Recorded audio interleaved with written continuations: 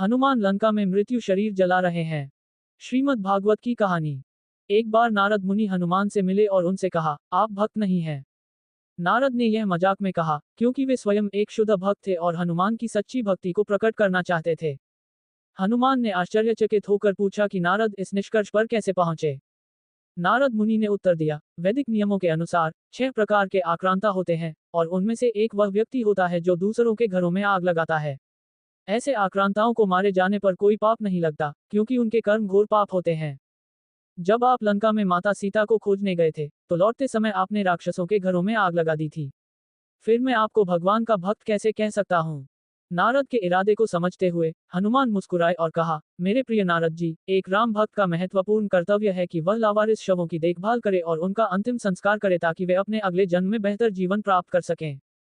जब मैं लंका गया तो मैंने पाया कि उन बड़े महलों में कोई भी भगवान के नाम का जाप नहीं कर रहा था। शास्त्रों में कहा गया है कि जो लोग भगवान के पवित्र नामों और यश का जाप नहीं करते हैं, वे मृत शरीर माने जाते हैं।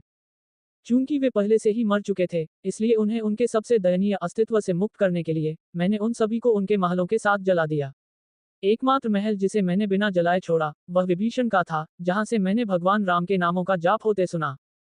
हनुमान ने आगे कहा, वास्तव में मैं एक कदम आगे गया और एक जोरदार दहाड़ लगाई, जिससे लंका के सभी निवासी राक्षस डर गए। उस भयंकर दहाड़ को सुनकर कई गर्भवती राक्षसों के गर्भ गिर गए।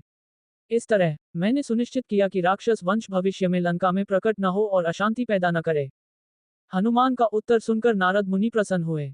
उन्होंने हनुमान को गले लगाया और भगवान राम के प्रति उनकी अद्वितीय भक्ति के लिए उनकी प्रशंसा की।